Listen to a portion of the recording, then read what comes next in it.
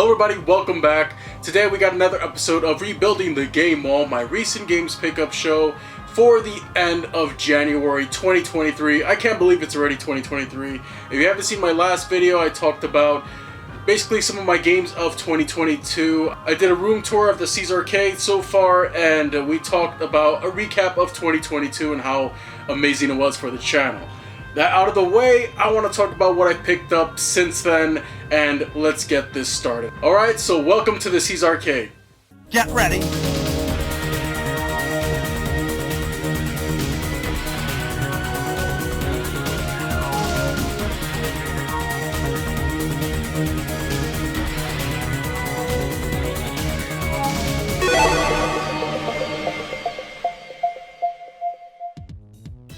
We got lots of things I want to talk about, games, a few figures here and there, and yeah, from claim sales, I ordered some things from GameStop, some things from eBay. As always, I try to get the best deals possible, and I think I did pretty well. So I want to talk about this guy right here. This is the 10-inch Talon from Primal Rage, and it's so cool that I actually managed to get this for the price that I did. I paid only $15.50 for this one. What a steal. I'm glad I got him. He came with his card. The card was a little bent up, but that's okay. He also came with the little humans that he comes with, little worshippers that you can actually fit down his mouth, and there's a little compartment here where he can actually, you can get those back out. So this one is really cool to have. It's really nice, probably in the best condition of the big ones that I do have, and I'm really satisfied with how my Primal Rage collection has gotten so far. Here's another figurine from Playmates. This is the Primogen, the main enemy of Turok 2 Seeds of Evil. Managed to get this one. It's in great shape. I'm so happy I did. I love the coloration on this guy. You're going to see a little close-up of him right now. And the articulation is nice and tight on this dude, so I don't want to mess with him too much. He does have a little bit of an issue standing up, but that's just a sign of the times. This guy's been out for years, actually. And I also have Adon, but she's complete in her box, and I don't want to open her right now. So we're going to set the Primogen over there. And okay, we got a little bit of an audience going here. I don't remember how much I paid for this one. This was Demon's Turf. Heard a lot of great things about this game in particular. It's a fun platformer. And unfortunately, the Switch and PS5 editions were tied to limited run games. And I refuse to support limited run games anymore. Their turnaround time when it comes to shipping games out is just horrendous, and they're just not that great of a company. And I'm done supporting them after this one. I paid for this maybe like 9 months ago, sometime last year, and I completely forgot. So they finally shipped it, and here it is. Speaking of limited run, unfortunately, I showed this off in the last video, but I just wanted to show this one off. This is the Shenmue 3 Complete Edition, Collector's Edition set. Basically what happened at the end of the year, they have this like end of the year sale of games that they still have in stock somehow, and I wasn't gonna buy anything from them, but when I saw this pop up, I was like, oh man, I gotta get this. I mean, I got into Shenmue hard recently, and I couldn't pass up the fact that they had this for MSRP, so I picked it up, and I don't regret it. But yep, that is basically the last limited run games purchase I'm ever going to make. What else did we get? Another Switch title here, Persona 5 Royal. I've been hoping and praying and talking about how much I wanted Persona 5 Royal on the Switch for God knows how long. It finally came out. I'm finally glad I got it, and I got it on sale actually. I think I ordered it from GameStop. It was only $29.99, which is the sweet spot.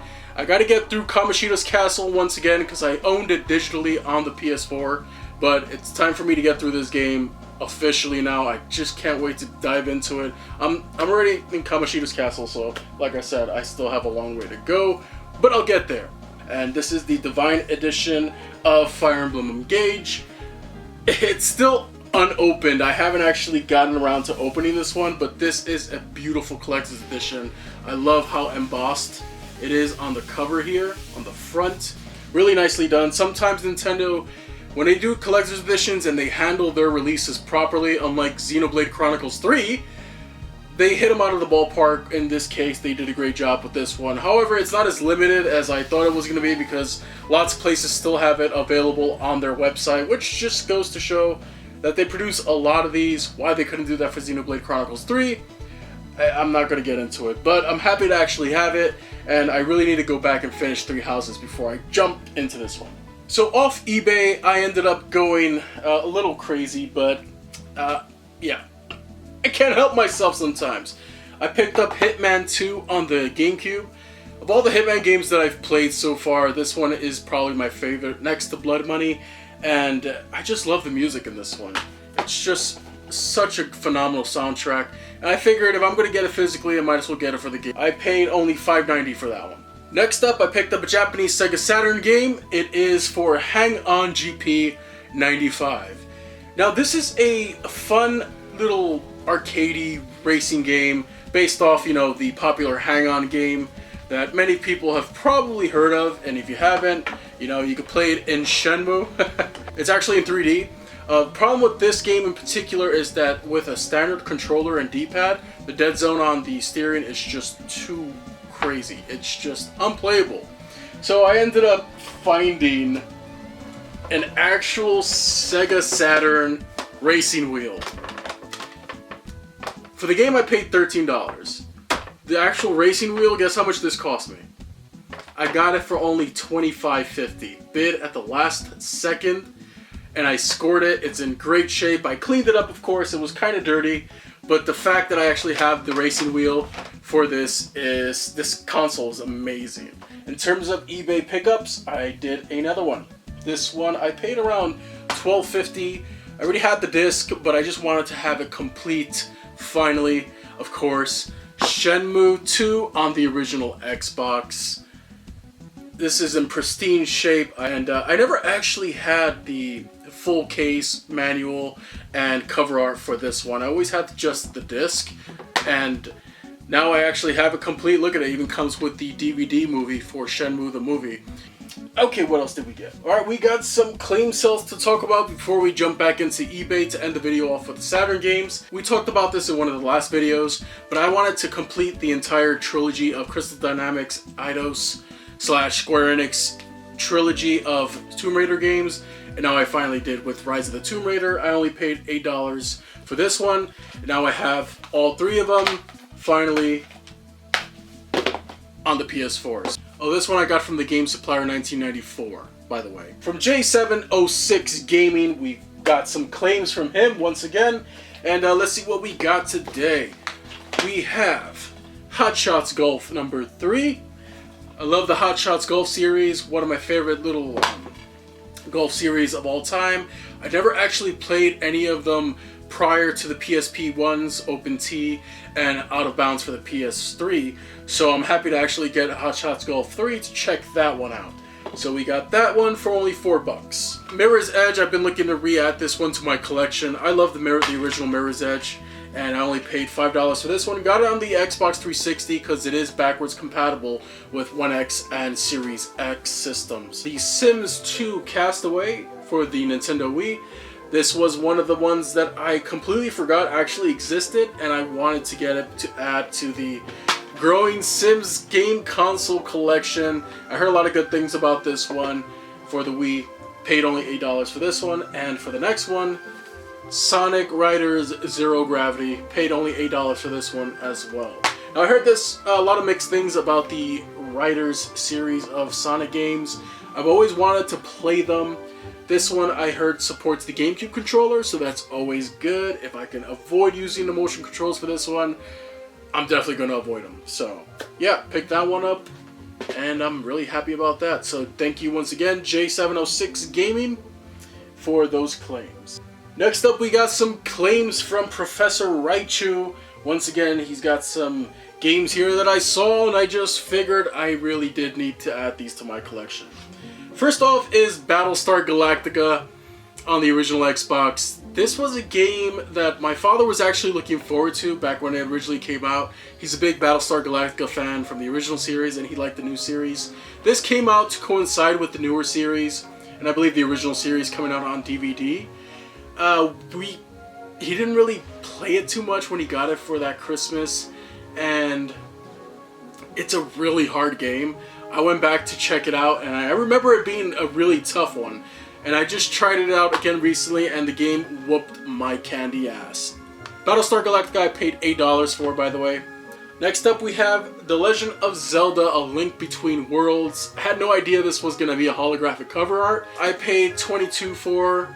A little high, but granted, 3DS games are going to go up in price sooner than later. And if you haven't picked them all up yet, the ones you really want, I suggest you do that now.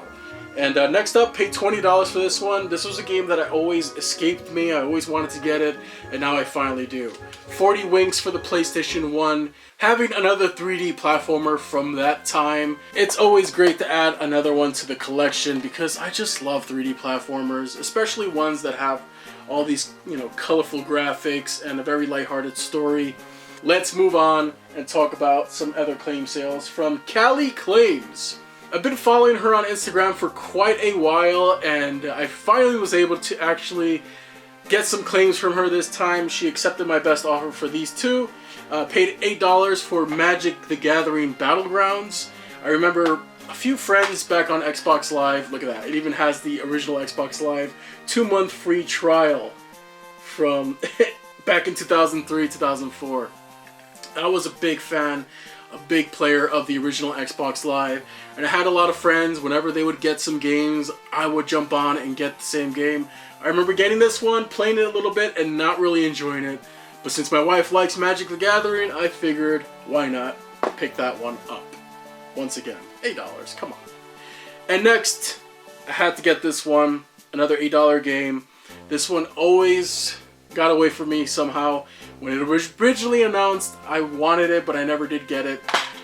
Doom 3 Resurrection of Evil. This is an expansion pack to Doom 3 that they actually released as a standalone game for the original Xbox. I always loved the cover art for this one. I mean, just look.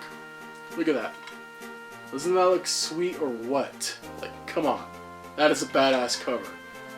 So, Doom 3 is my favorite Doom game. It's the first Doom game I ever played, and from what I've played, it's still my favorite. I don't know about you. That's kind of a hot take. A lot of people feel that it's the worst Doom game. No, not in my opinion. I love Doom 3. That's just me. So yeah, thank you Callie Claims, and I look forward to maybe getting some more from you in the future. Next up we have the last claims of this video. Once again, Keisha Boy Games. I talk about him all the time. The GOAT. Here we have two games that I claimed from him. This one is only $5. This is Lair for the PS3. When this game was originally announced, a lot of people were down on it because the forced motion controls. The game got ripped apart by reviews and reviewers and journalists. Me personally, I like dragons. I love Factor 5 from the work they did with the Rogue Squadron games. So I had to get it. I picked it up back around the time of release. And I got through the entire game with the motion controls.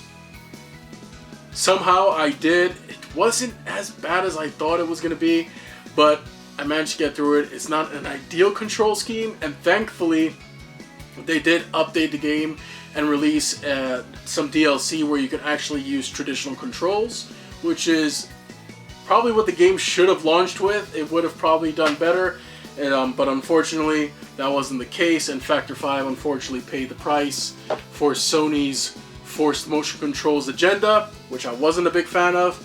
But anyways, there it is, Lair. If you haven't checked out Lair for the PS3, definitely give it a shot. Don't listen to the reviewers. Just go play it, download the patch, download the update, download the DLC, and check it out. It's not a bad game. It's actually a really good one. And last but not least, in terms of claim sales, I picked up for only $15 Ratchet Deadlock on the PS2. Now, I'm almost done with the entire Ratchet & Clank PS2 game set. I just need Up Your Arsenal complete, and I'll have them all on the PS2. I remember when this one came out, my good friend Jensen back in high school was really happy about this one. He loved it from what I heard. And I know GameCube Galaxy also mentioned how he had a great time with this one. And this is mint, baby. Like, look at this. Complete with the sticker, Keisha Boy Games, and the disc. Everything is mint there. So, Really happy about that one. As you can see, this table is quite full. Video is almost over. Thanks for tuning in once again, everybody. I hope you enjoy these kind of videos. Next up, we have 4 big box Sega Saturn games. Getting big box Sega Saturn games is not easy. A lot of American Sega Saturn games are pretty pricey and more expensive than the actual Japanese counterparts. And in most cases, they're probably the worst versions to get. You're better off getting the Japanese versions. That being said, there are some English releases that aren't that expensive, truth be told. So for this one, I picked it up, Robotica. It's a first-person shooter, kind of like a Doom clone, and I heard some decent things about this one. I'm curious, I want to check it out. Paid only $19.50 for this one. Next up, we have a Crystal Dynamics game called Solar Eclipse. Now, I'm not exactly sure if this was released on any other console at the time. It could have been a 3DO game. I can't be too certain about it, but I heard a lot of good things about this one. I heard it was tough, but I heard it was pretty good, gameplay-wise. And this one has one of those games that has like full motion videos with actors around the time. Kind of cheesy in a way, but that's just the charm of the time I grew up with, and I look forward to checking that one out. I paid only $16 for Solar Eclipse. Best offer. This one was another best offer accepted. I paid $17.50 for this one. Off-World Interceptor Extreme for the Sega Saturn. This was originally a 3DO game, if I remember correctly. I think it was 3DO or Atari Jaguar. I think it was 3DO. But anyways, they ported it for the Sega Saturn. Apparently made it more extreme and fixed up some of the gameplay elements in it, and it's a better game for it. That's what I hear. But I heard the cutscenes are unfortunately bogged down by these 2 idiots that are trying to do the whole Mystery Science Theater parody thing. I don't know, I look forward to checking it out when I get the chance to, because big box Sega Saturn games, come on. Any experience on the Sega Saturn that is foreign to me, I kind of want to check out. And last but not least today, this one was one of the more expensive ones. I paid $40 for this one, and I'm not too proud of it, but one I wanted to add to my collection.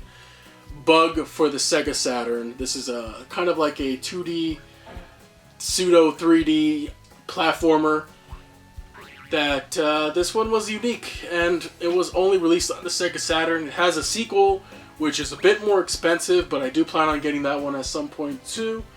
This is one I'm really looking forward to checking out, because Bug was a game that was just kind of released, got a sequel, and then completely forgotten about. It was never ported to anything else as far as I'm concerned. So I'm really looking forward to checking this one out when I can. Maybe I'll do a Sega Saturn centric video of just checking out all of these games and talking about my first impressions with them. If you would like to see that, let me know in the comment section below. Anyways, this was a stacked video, but I hope it was short and sweet, and I hope you all enjoyed it. Thanks for watching once again, Rebuilding the Game Wall. I don't know if I should keep calling it Rebuilding the Game Wall, things considered. I mean, look at the game wall. It's way bigger than it ever was, and it's fantastic. If you would like to get a rundown and a look at it, you can see that in my end of the year recap video. Once again, it'll be popping up at the top right hand corner of your screen. And that's it for today's episode. Anyways, thanks for watching, everybody. Without further ado, I bid you all good game and good night.